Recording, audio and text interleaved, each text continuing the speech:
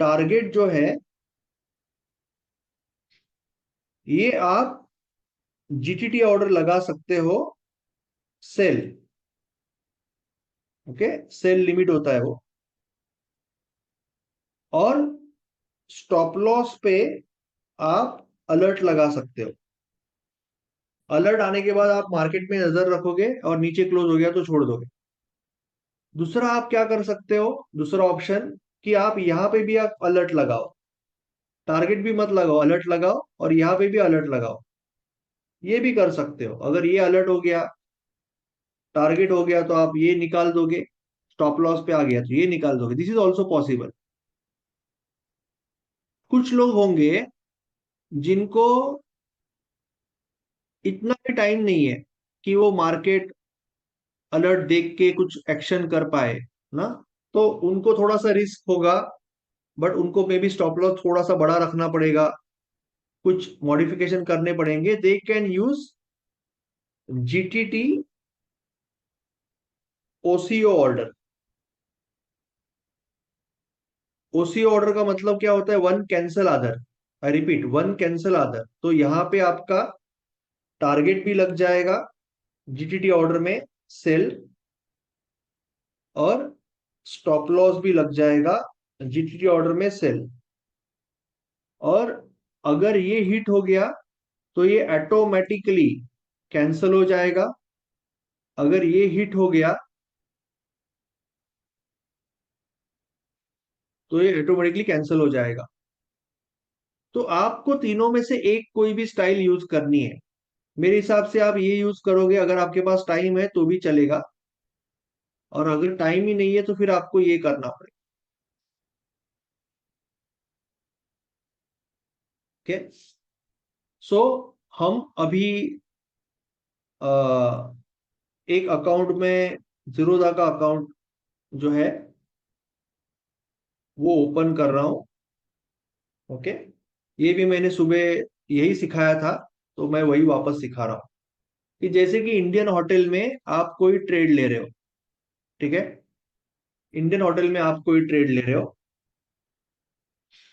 तो मैं risk management के बारे में भी बात करने वाला हूँ। We are going to go there. हम रिस्क मैनेजमेंट के बारे में बात करने वाले हैं।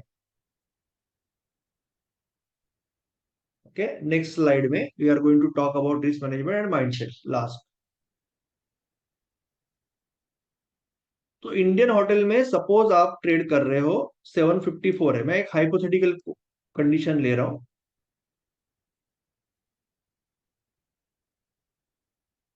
ये सपोज 760 का वीकली हाई है। ओके, और इंडियन होटल में आपको ये ब्रेकआउट हुआ 764 में, और आपका 753 आपका स्टॉप लॉस है। तो 11 रुपए का आपका स्टॉप लॉस है। मैं अभी सिंपल रिस्क मैनेजमेंट की पहली अगर बात करूंगा, तो आपका 10,000 आपका कैपिटल है। सिंपल 1% का रूल। उसमें एडवांस रिस्क मैनेजमेंट हम सीखने वाले हैं। 100 divided by 11 equal to 9। So 9 share आप बाय करोगे, 9 शेयर आप बाय करोगे यहाँ पे। और आपका जो टारगेट रहेगा 22 रुपए का रहेगा, जो ऑब्वियसली 786 रहेगा, 22 रुपया ऊपर। इसके 2 गुना, 22 रुपया ऊपर रहेगा। नाउ, मैंने आपको तीन चीजें बताई। पहली चीज बताई कि आपने ऑर्डर डाला, और आपने टारगेट डाला, स्टॉप लॉस पे अलर्ट डाला। पहला, फर्स्ट, कि आपने एंट्री किया, यहां पे आपने सेल जीटीडी लगाया, और यहां पे आपने स्टॉप लॉस पे अलर्ट डाला। तो ये पहले देख लेते हैं कि सपोज आपने इंडियन ऑयल में, इंडियन होटल में, आपने सीएनसी में जाओगे ना, आप सीएनसी में आपने 11 शेयर बाय किया।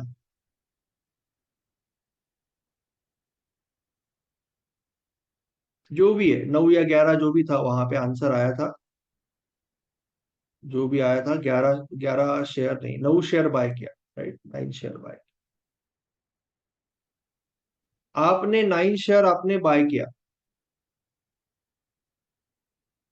तो आपका यहाँ पे आ जाएगा, क्वांटिटी आ जाएगा यहाँ पे 9। ओके। उसके बाद आपका अलर्ट लगाना है आपको, जो भी है आपका। तो आप सपोज करो कि 740 अलर्ट है, अभी सपोज करो कि 740 का स्टॉप लॉस है जो आप अलर्ट लगाना चाहते हो, तो आप बोलोगे क्रिएट अलर्ट। अगर इंडियन होटल का लास्ट प्राइस एलटीपी 740 या उससे नीचे चला जाएगा तो मुझे बता देना। आपने अलर्ट लगा दिया, अलर्ट लग गया, ठीक है। 740 के अगर नीचे चला गया ये पहले के सारे अलर्ट है, ये हम डिलीट कर लेंगे, ये सब सिखाने के लिए लगाए हुए अलर्ट है। 740 के नीचे अगर चला गया तो आपको ये बता देगा, और फिर आप एग्जिट करोगे अगर क्लोज हो गया तो नीचे। और टारगेट पे क्या करोगे आप? टारगेट पे आप इंडियन होटल में क्रिएट जीटीटी बोलोगे। आप टारगेट लगाना चाहते हो, सेल में जाओगे, और यहाँ पे जो भी आपका 790 जो भी होगा टारगेट, वो टारगेट लगा दोगे, क्वांटिटी डाल दो, प्लेस कर दो। तो आपने स्टॉप लॉस को अलर्ट लगाया और टारगेट पे अपना जीटीटी ऑर्डर लगाया, अगर यहाँ पे हो गया तो आपका सेल हो जाएगा। और 1 साल तक ये टारगेट यहीं पे रहेगा, 1 साल तक ऑर्डर ओपन रहेगा, ठीक है। ये आपका एक पहला स्टाइल हो गया। दूसरा स्टाइल ये है जो मैं आपको बता रहा था, ये करेंगे तो और अच्छा है, कि आपने इंडियन होटल का शेयर ले लिया और आप दोनों जगह अलर्ट लगा रहे हो,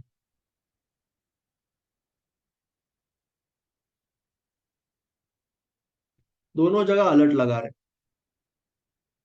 तो वापस आप वही करोगे, आप पहले तो बाय करोगे, पहले बाय करोगे, उसके बाद अलर्ट में जाओगे। अगर 740 से कम है तो मुझे अलर्ट चाहिए, और अगर 790 से ज्यादा है तो भी मुझे अलर्ट चाहिए। तो आपके अभी दो अलर्ट हो गए यहाँ पे। 740 से कम है तो आपको बताएगा स्टॉप लॉस ले लोगे, 790 से ऊपर जाने के बाद टारगेट ले लोगे, आप एग्जिट करोगे। बेसिकली यहाँ पे जाने के बाद आप क्या करोगे, यहाँ पे आओगे और एग्जिट करोगे जितने भी क्वांटिटी है। ये आपका सेकंड स्टाइल हो गया। थर्ड स्टाइल, जिनको बिल्कुल टाइम नहीं है उनके लिए है, कि आपने एंट्री ले लिया, अभी आप ओसी ऑर्डर यूज करना चाहते हो, इसका मतलब जीटीटी सेल भी लगाना चाहते हो ऊपर, और जीटीटी सेल भी लगाना चाहते हो नीचे, स्टॉप लॉस टारगेट दोनों लगाना चाहते हो, ओसी ऑर्डर यूज करना चाहते हो, जिससे कि अगर ऊपर का हिट हो गया तो नीचे का कैंसिल होगा, नीचे का हिट हो गया तो ऊपर का कैंसिल होगा। तो इस केस में आप कैसे करोगे? आपने ले लिया, ओके, आपके पास अभी कोई जीटीटी ऑर्डर नहीं है, ठीक है। आप गए create GTT, create GTT sell में गए, आपको टारगेट स्टॉप लॉस दोनों चाहिए ना, तो आप ओसीओ सिलेक्ट करोगे। ओसीओ का मतलब वन कैंसल आदर, वन कैंसल आदर का मतलब दोनों लग जाएगा, दोनों ऑर्डर वहां पे खड़ा रहेगा। अगर एक हिट हो गया दूसरा कैंसिल होने वाला है।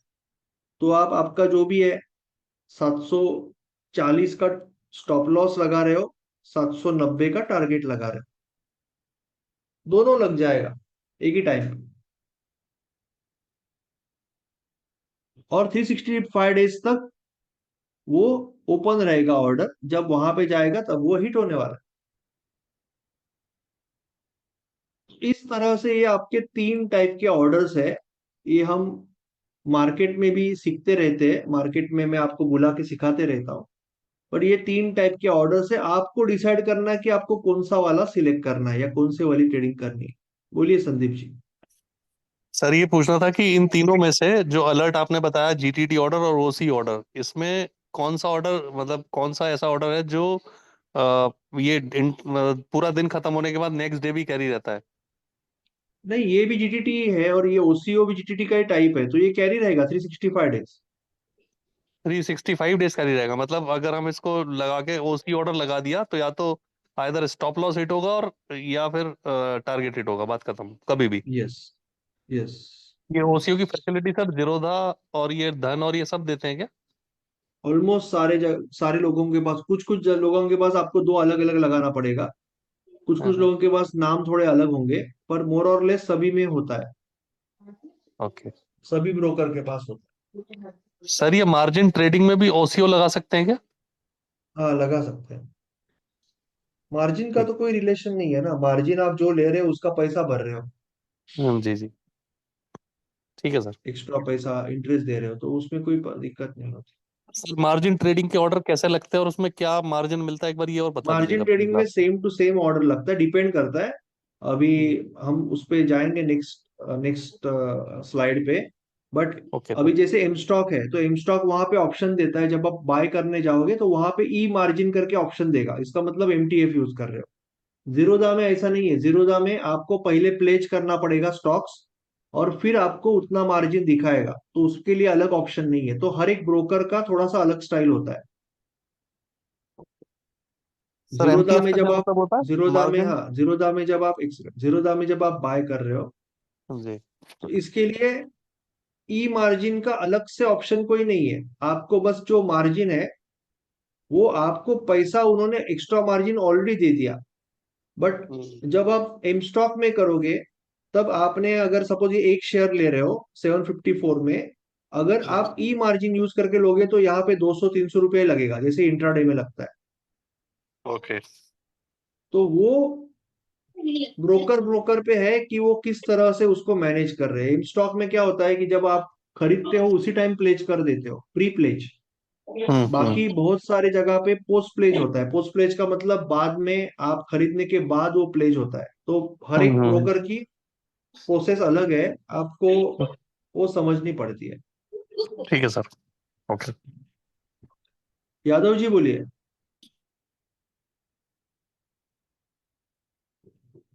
कमल जी बोलिए।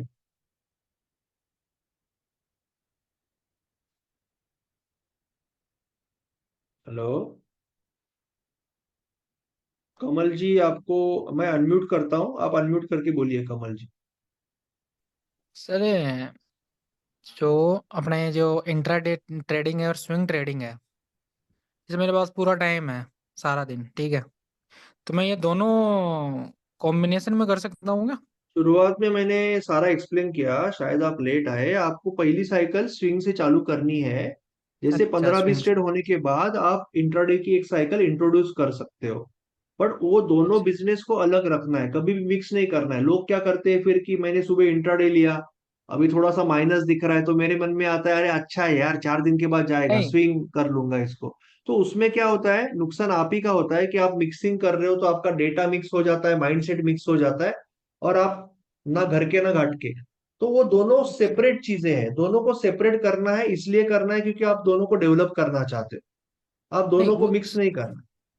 नहीं वो शेयर तो सेम रहेगा ना, जो स्टॉक रहेगा वो तो सेम ही रहेगा। नहीं, सेम रहेगा तो दूसरा डिमैट अकाउंट ओपन करो, या अच्छा। सेम रहेगा तो भी अलग से उसका ये होगा ना। जैसे आप अगर सपोज मैंने इंडियन ऑयल को, इंडियन होटल को अभी यहाँ पे अगर एमआईएस में खरीदूंगा ना, तो मुझे पोजीशन में वो अलग दिखेगा। सीएन में सीएनसी अलग दिखेगा, एमआईएस अलग दिखेगा, हम्म। सेम में नहीं दिखेगा। तो एमआईएस का हिसाब मैं अलग रखूंगा, और मैं ये नहीं करूंगा कि इसको कन्वर्ट कर दिया। अगर मैं अच्छा। एमआईएस ले रहा हूं तो मुझे 3:15 बजे उसको क्लोज करना ही है, अगर टारगेट स्टॉप लॉस नहीं होगा उसको मैं कन्वर्ट नहीं करूंगा। It has to be separate business. अच्छा, ये तो ये एक में ही करना है अपन को, दोनों में नहीं करना। शुरुआत स्विंग तो से करें। स्विंग से करो, उसके हम्म। बाद आप डेवलप कर सकते हो। सर ठीक एक है। चीज और बताइए, ये जो एम आई एस और मार्जिन ट्रेडिंग है, दोनों अलग अलग चीजें हैं सर? ओके। एमआईएस जो होता है ना, उसमें बाय डिफॉल्ट आपको 4 से 5 गुना ल्यूरेज मिलता है, यानी 20% मार्जिन लगता है। जैसे ये 754 रुपीज का शेयर है, बराबर है। तो सीएनसी में इसका मतलब कैश एंड कैरी, इसका मतलब आप अपने जेब से 754 रुपीज दे रहे हो, आपके पास उतना है तो ही ले पाओगे, unless you are using MTF. MTF में तो आप लोन ले रहे हो तो जी इंटरेस्ट दे रहे हो। बट जी। इंट्राडे में बाय डिफॉल्ट ये सेबी की तरफ से, ओके। एक्सचेंज की तरफ से आपको 150 रुपये लगने वाला है, क्योंकि ये मार्जिन, इसमें कोई इंटरेस्ट नहीं है, कोई चार्ज नहीं है, ये बाय डिफॉल्ट होता है। इंट्राडे में but by default 5 Guna leverage होता है। इसको सेम डे सेटल करना है, ये अपने आप हो जाएगा ये अगर आपने इंट्राडे है लिया। तो सेम डे, इंट्राडे है तो 3:15 बजे तक ही टाइम होता है। ठीक ठीक, इसका मतलब है sir margin intraday swing, MIS क्या बोलते हैं? हाँ, मार्जिन इंट्राडे स्क्योर ऑफ। अच्छा secure. Okay, thank you sir. Sir 3:15 एक स्क्योर ऑफ। क्वेश्चन और था। बोलिए। सर मेरे पास जैसे कैपिटल है अराउंड 2 लाख, और मैंने सैटरडे को देख लिए कि मेरे पास 20 स्टॉक या 25 स्टॉक आ गए, तो उसमें सब में सेम अमाउंट लगाना है या कैसे? नहीं नहीं, वो अभी अगला स्लाइड है हमारा सर। ये हमारा अगला स्लाइड जो है ना, लास्ट स्लाइड, ये इसी हम्म। के ऊपर है। ठीक है ना, रिस्क मैनेजमेंट की 2 स्ट्रेटेजी है स्विंग के लिए, तो मैं आपको उसके बारे में बताने वाला अच्छा। हूँ।